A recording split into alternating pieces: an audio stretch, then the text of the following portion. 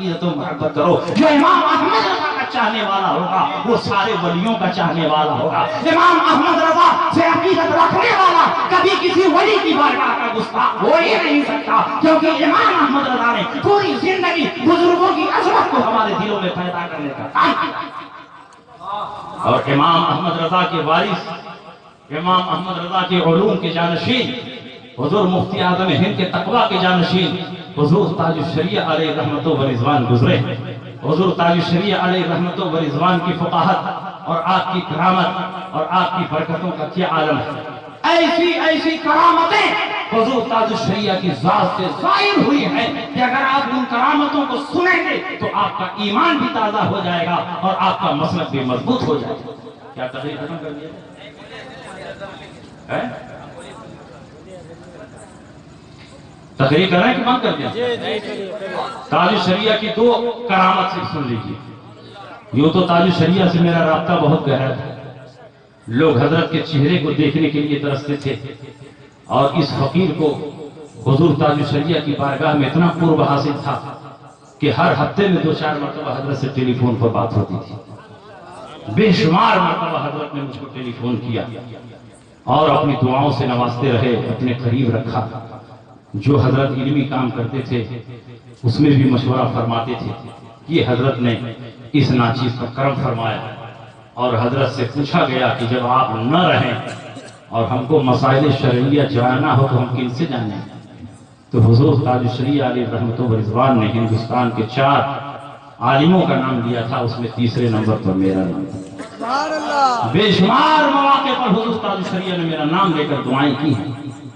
حضور تاج الشریعہ کی ایک کرامت سنی.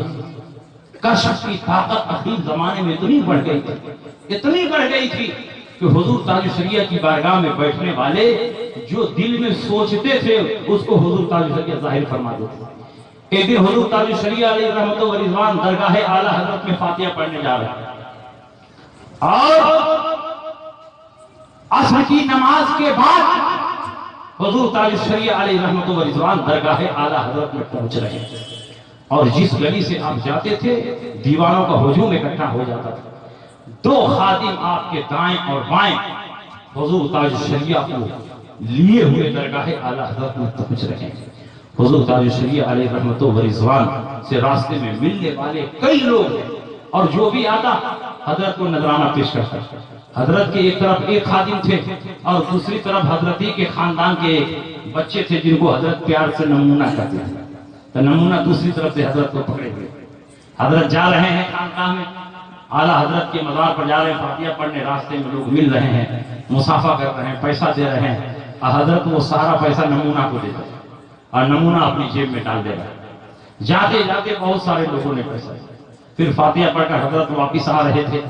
بہت سارے لوگوں نے ملاقات کی، نذرانہ دیا. حضرت نے اسی کو دے دیا، اس نے اپنی جیب میں ڈال دیا. جب حضرت اپنے گھر میں واپس چلے گئے تو نمونہ نے بھی اپنی جیب میں ہاتھ ڈالا اور پورا پیسہ نکال کر حضرت کے گھر میں دے دیا اور بیٹھک میں آ کر بیٹھا ہے اور اچانک اپنی جیب میں ہاتھ ڈال رہا ہے تو سوچ رہا ہے کہ ارے میں نے حضرت کے گھر میں سارا پیسہ دے دیا، اسی میں میرا اپنا بھی 100 کے 3 نوٹ چلے گئے. سارا پیسہ نکالا اور دے دیا اور اسی میں میرا بھی 300 رکھا ہوا تھا، 100 کے 3 نوٹ وہ بھی چلے گئے. اب دل ہی دل میں سوچ رہا ہے کہ میں نے دے دیا. پھر سوچتا ہے چلو حضرت ہمیشہ دیتے ہی رہتے ہیں، کوئی بات نہیں، اپنے گھر ہی میں. یہ مولانا بدر رضا ہیں، حضور حجت الاسلام کے نواسے، انہی کے بیٹے کا نام نمونہ. کوئی بات نہیں، گھر ہی میں گئے. اتنے میں یہ دیکھتا ہے کہ حضور تاج الشریعہ خود گھر کے اندر سے 100 کے 3 نوٹ لے کر آ رہا.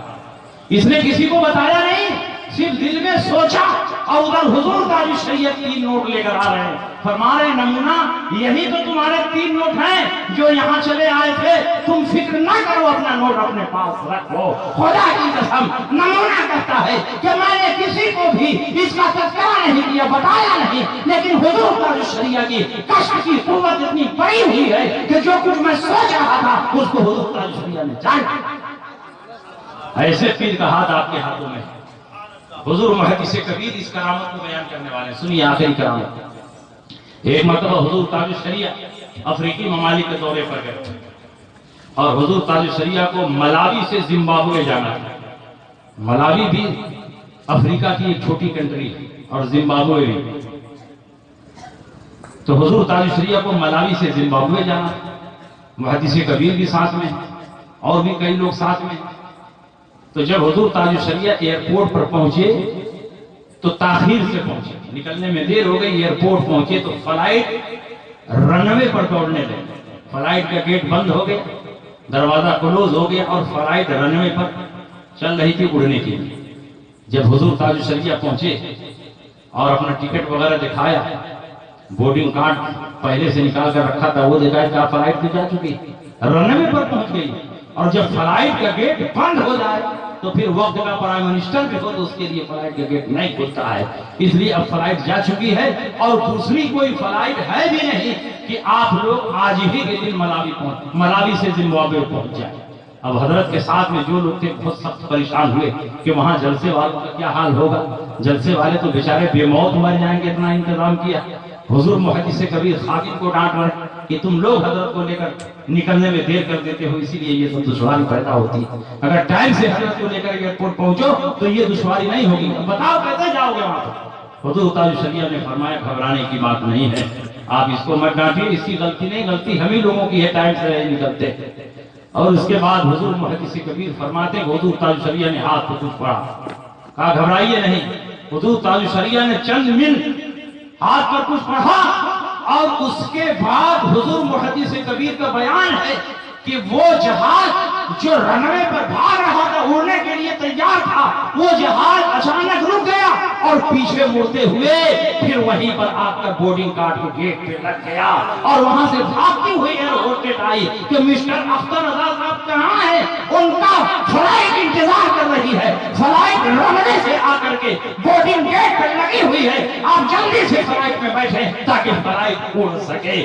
ٹرین کو اپنی بارگاہ میں بلانا تو بہت سارے بزرگوں سے ہم نے سنا ہے، ٹرین کو روک دینا بہت سارے بزرگوں کی کرامت ہے، لیکن جاتی ہوئی فلائٹ کو اپنی بارگاہ میں بلا لینا یہ تاج الشریعہ کی کرامت ہے. رب کی بارگاہ میں تاج الشریعہ کو وہ مقبولیت اور محبوبیت ملی ہے کہ جو کچھ دعا فرماتے ہیں رب کی بارگاہ میں وہ دعا قبول ہوتی ہے. زندہ باد لاجواب لاجواب. یہ شان و عظمت حضور تاج الشریعہ کو حاصل ہے. اور ایک آخری بات سن لیجئے، میری تقریر ختم ہو جائے. ایک مرتبہ گوا میں حضور تاج الشریعہ کا پروگرام ہوا اور گوا میں ایک بہت کروڑپتی آدمی تھا، بہت بڑا پیسے والا.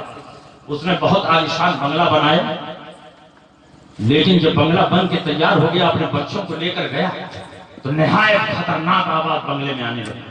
چھت پر کسی کے تھم تھم دوڑنے کی آواز روزانہ راتوں کو آئی. اچانک سارے برتن گرنے لگتے، سارے سامان گرنے لگتے. ایک مہینہ ہوتے ہوتے اس کی حالت خراب ہو گئی. رات رات بھر اس کے بچے بیٹھ کر وقت گزارتے تھے. بڑے بڑے جھٹ کو آئے، دعا تعویذ کرنے والے آئے، لیکن کچھ فائدہ نہیں ہوا. پھر مجبور ہو کر یہ بیچارہ اپنے پرانے گھر میں چلا گیا. کرائے پر کئی لوگوں کو دیا، لیکن ایک مہینہ گزرتے گزرتے تمام کرایہ دار بھاگ گئے. فری پر رکھنے کے لیے تیار، لیکن کوئی فری میں رہنے کے لیے تیار نہیں. اور سب یہی کہتے ہیں کہ رات کو خوفناک آواز آتی ہے، سارے سامان گرنے لگتے ہیں، چھت پر دوڑنے کی آواز آتی ہے. اس قدر دہشت محسوس ہوتی ہے کہ ہم لوگ اس میں نہیں رہ سکتے. بڑا مجبور ہوا، کئی سال سے وہ بنگلہ بند. حضور تاج الشریعہ کا گوا میں پروگرام ہوا. اس کو خبر لگی کہ بریلی سے کوئی بزرگ آ رہے ہیں. اس نے جلسے والوں سے کنٹیکٹ کیا، کہا سنا ہے بریلی سے کوئی بزرگ آ رہے ہیں. کہا ہاں آ رہے ہیں. کہا کہ حضرت کے آنے جانے کا اور جلسے کا کھانے کا پورا خرچ میں دے دوں، لیکن حضرت کو میرے مکان پر ٹھہرایا.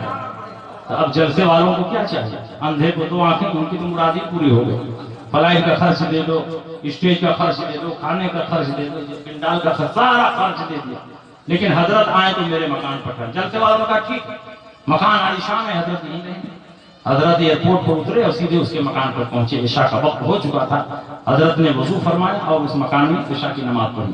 تھوڑی دیر آرام فرمانے کے بعد جلسے میں گئے. جلسے سے واپس آتے ہیں، آرام فرماتے ہیں. جب فجر کا وقت ہوتا ہے پھر وضو فرماتے ہیں، فجر کی نماز پڑھتے ہیں اور ایئرپورٹ کے لیے نکل جاتے ہیں.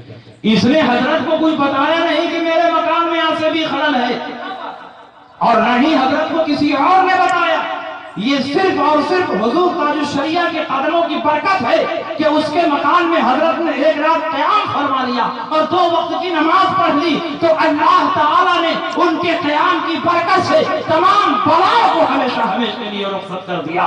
اب اس کے بعد وہ سے اسی مکان میں عیش و عشرت کے ساتھ رہ رہا ہے۔ اب نہ کہیں سائیں سائیں کی آواز ہے، نہ کسی کے دوڑنے کی آواز ہے، نہ کوئی برتن گر رہا ہے، نہ کوئی سامان گر رہا ہے۔ یہ ساری مصیبتیں اگر ٹل رہی ہے تو اللہ کے ایک مقدس ولی کے صدقے میں ٹل رہی ہے، جس کو دنیا تاج الشریعہ کے نام سے جانتی۔ اس لیے اللہ والوں سے ہمارا رشتہ مضبوط ہونا چاہیے۔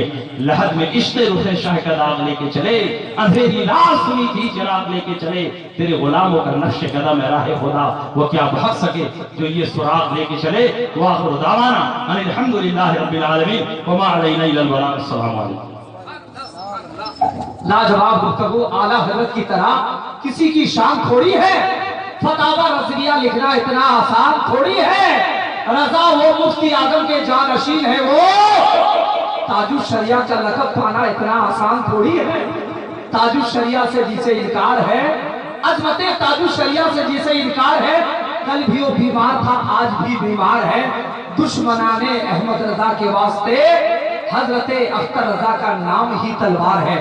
بڑی پیاری گفتگو، یقیناً شان اولیاء، شان مصطفیٰ، عظمت مصطفیٰ، علم غیب مصطفیٰ پر ایک مکمل دلائل کی روشنی پر خطابت کرنے والی شخصیت علامہ مفتی شمشاد احمد اللہ مصباحی سے اور آپ سماعت کی اللہ سننے سے زیادہ عمل کرنے کی توفیق عطا فرمائے۔